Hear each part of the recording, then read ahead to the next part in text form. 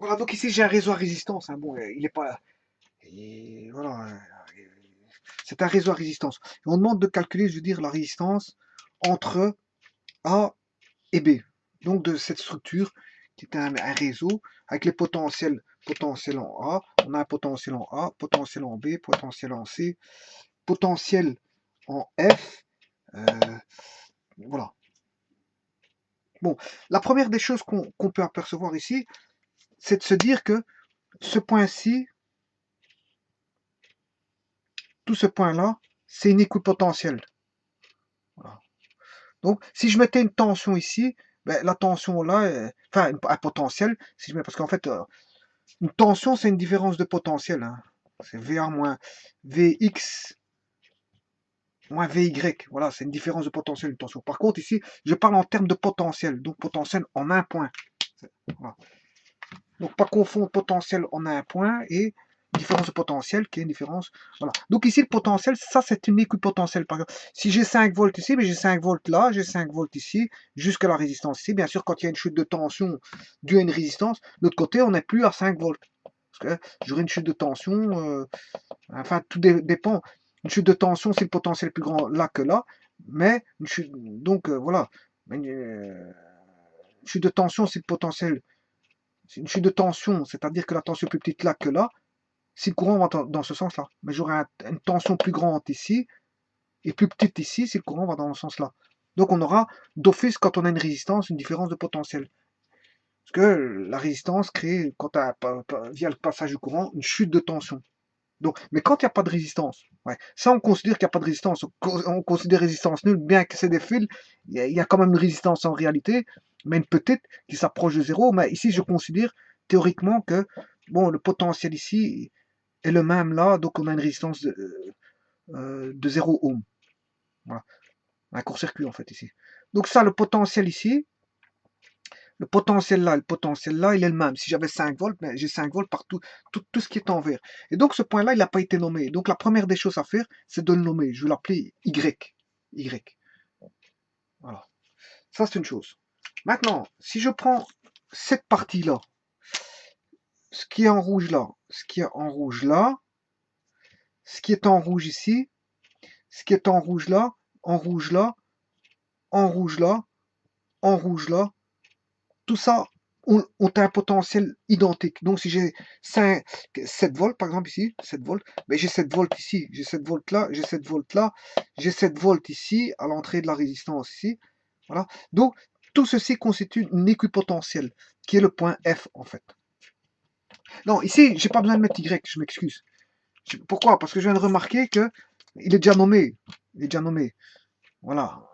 C'est le point B. Tout ceci est une équipotentielle. J'ai pas fait très attention, je m'excuse, je corrige. Donc, ceci, si on avait 5 volts là, on a 5 volts là, on a 5 volts là, on a 5 volts là, on a 5 volts là, 5 volts là. Donc, ici, bon, il n'y a pas besoin de le nommer ici, Y. J'ai pas besoin de le nommer. Parce que tout ceci, c'est le point B. C'est le potentiel en B qui est une équipotentielle. Voilà.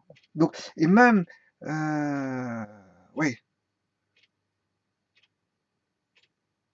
Et donc, ouais, là j'ai 5 volts, mais là, quelque part, il n'y avait pas besoin de nommer celui-ci. Le E, il n'y a pas besoin de nommer parce que c'est le point. On est au point B. C'est potentiel de B en fait.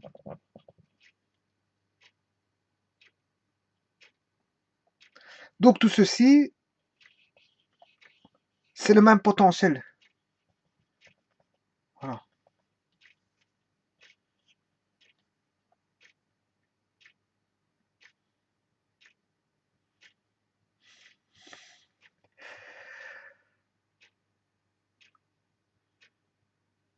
C'est le même potentiel. Euh, Voilà. Tout ça pour vous dire quoi? Voilà la structure du réseau à calculer la résistance équivalente. Bon, qu'est-ce que j'ai ici? Entre le point F et le point E. Entre le point F et le point E, mais j'ai deux résistances en parallèle qui sont comme ceci, hein. Je vais les redessiner parce que ici sur le schéma, on ne voit pas bien.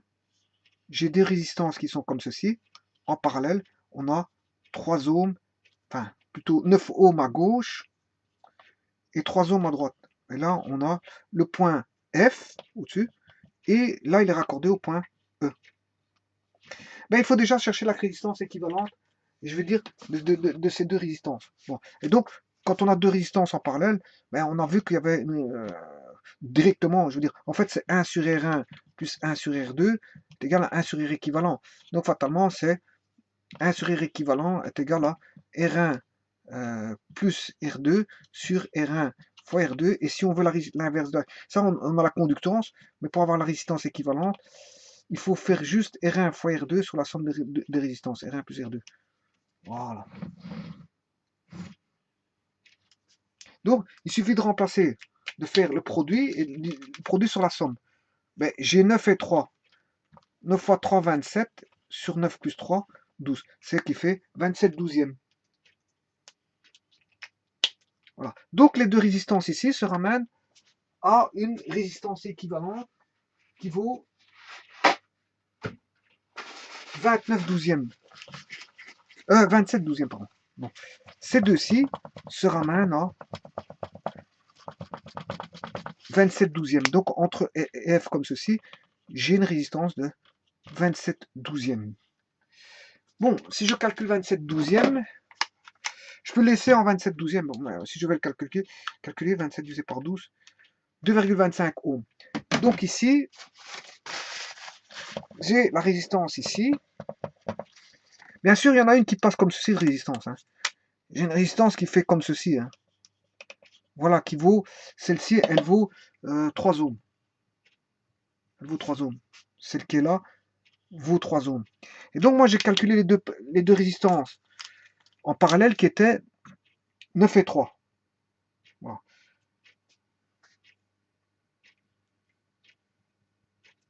Et donc, 9 et 3 me donne une résistance équivalente, comme ceci, qui est de 27 douzièmes.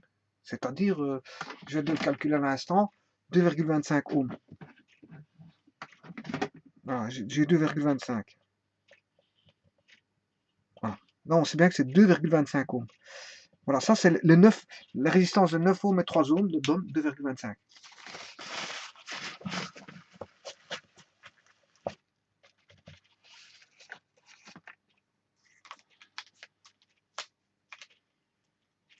Bon, et là, celle en rouge ici, qu'on voit ici, voilà, juste en dessous de celle en vert, ben, elle fait 3 ohms.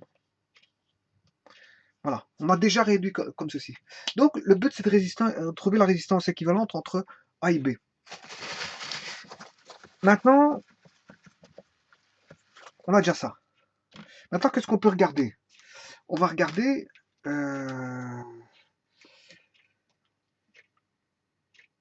Voilà, celui-ci.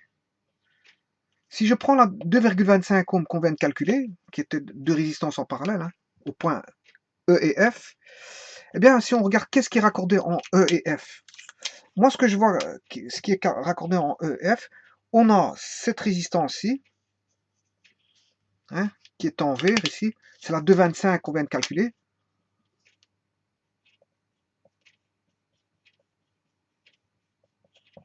Voilà, ça c'est la 2,25 ohms.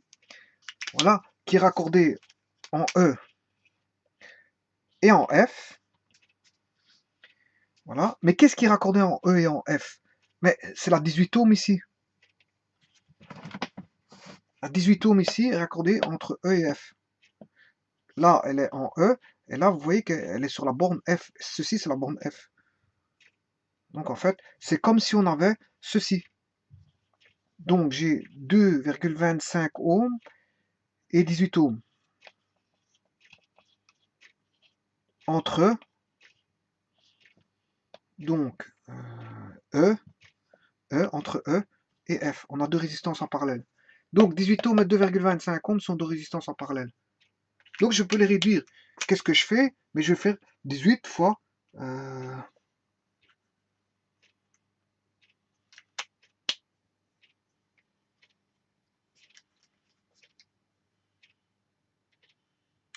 Attention qu'ici, entre E et F, j'ai aussi 6 ohms. Hein. Donc je peux faire les trois en même temps. Entre E, j'ai 6 ohms.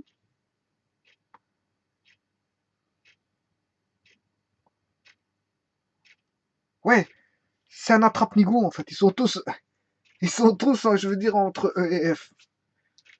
Parce que regardez, je vais appeler celle-ci R1. R1, c'est 18 ohms. R1, voilà E, la branche E. EF, pardon. F. Et là, c'est E. Mais on voit bien que il est connecté à EF. Donc j'ai 18 ohms qui est connecté à E et F. Si je prends maintenant la 225, elle est raccordée à E et à F. 225 est raccordée à E et à F. Je l'ai noté ici. Qu'est-ce qui est raccordé à E et à F? Ben, lui, cette résistance-là, elle est raccordée ici en E et en F. Donc on a la 3 ohms qui est en parallèle en fait. Voilà. Et la 225, elle est entre E et F. Ah ouais, ça je l'ai mis, Donc j'ai bien mis la 225, j'ai bien mis la 3 ohms, la 18 et la 6 ohms. 6 ohms est entre E et F. Parce que ça c'est F. Hein. La 6 ohms, elle est entre E et F. Donc en fait, toutes ces résistances là qu'on voit, elles sont toutes en parallèle, mais bon voilà. Elles sont toutes en parallèle. C'est trompeur, mais c'est comme ça. Donc je vais calculer tout ce bloc de résistance, je veux dire, à l'intérieur. Voilà, R2, c'est 2,25. Hein. R3, c'est 3 ohms. R4, c'est 6 ohms. Donc R2, qui est 2,25 ohms, il faut que je le marque convenablement. R2, R3, R4. R2, on voit bien qu'il est entre E et F. Donc la 2,25 est entre E et F.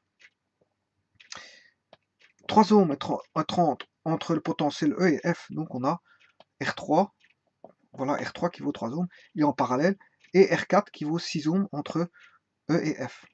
Donc en fait c'est tout un ensemble de résistances. Donc je vais calculer en une fois.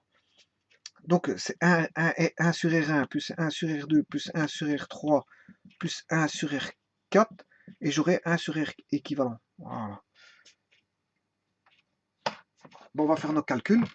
On a 1 sixième plus 1 18e plus, ouais, 2,25, si je me rappelle, c'était 27 douzième. Hein.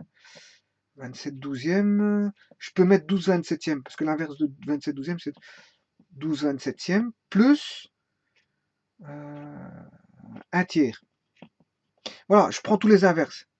1 sixième, 1 18e, là c'est 27 douzième, son tiers, son inverse c'est 12 27e, et 3 c'est un tiers. Voilà, et ça je vais trouver 1 sur R équivalent. Et puis pour avoir R équivalent, il faudra que je réinverse la réponse. Pour avoir, voilà, il faudrait que je réinverse la réponse. Ben, on va faire ça tout de suite, à la machine. On va faire une somme d'inverse. Donc, 6, son inverse. Ouais, inverse, c'est x exposant moins 1, si on voit la touche ici. X exposant moins 1, c'est l'inverse. Hein. Donc, je fais, voilà, plus, il suffit de faire ceci, 18, ceci, plus 12, 27e, là, je suis obligé de marquer 12, 27e, plus 3, que j'inverse. Voilà, et normalement, je dois avoir la résistance, elle vaut 1. Résistance de 1 ohm.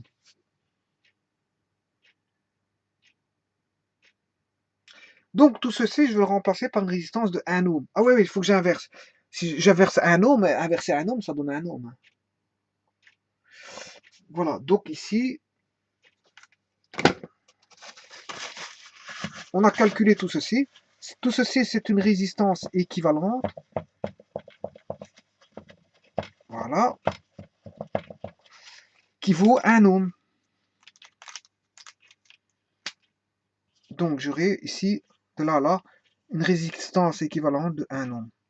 Bien sûr, lui, il vient se connecter ici. Et ça, c'est le point F. Et ça, c'est le point, rappelez-vous, le point E.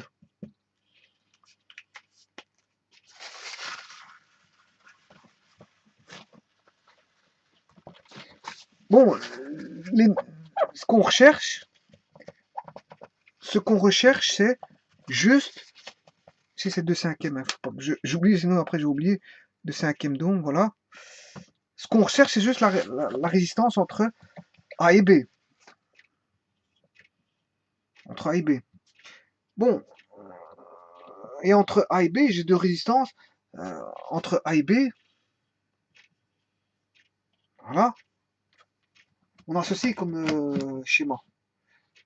Mais entre A et B, j'ai quoi comme résistance? J'ai la résistance AF et FE. E est relié à B en fait. Hein. E et B, c'est la même chose. Tous ceux-ci sont au même potentiel. Hein. Voilà, c'est ce que j'ai dit. Voilà. Et si je mets la masse ici, ben, B sera à la masse, et celui-ci sera à la masse, tout sera à la masse ici. Tous ceux-là seront à la masse. Bon, qu'est-ce qu'on a comme résistance en fait? Ben, on a 4 cinquièmes et 1 ohm. Donc ils sont en série, c'est 4 cinquièmes plus 1 ohm, parce qu'en fait la résistance équivalente c'est R1 plus R2. Voilà, R équivalent. C'est R1 plus R2. Entre A et B, ouais, B je peux le remettre ici, hein. Bon, ça change rien. Wow. Donc, on me demande la résistance entre A et B, ben, ce sera 4 cinquièmes plus 1 ohm. Les autres n'interviennent pas. Bon, et 4 cinquièmes plus 1 ohm, c'est 1,4 cinquièmes, c'est 0,8. C'est-à-dire qu'il fait 1,8 ohm. Voilà.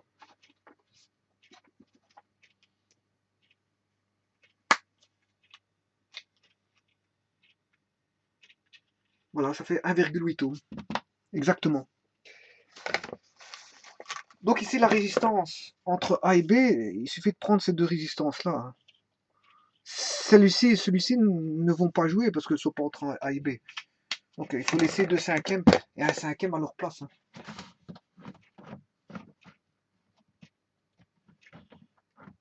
Donc la résistance totale fera 1,8 ohm. Voilà, je vous remercie beaucoup.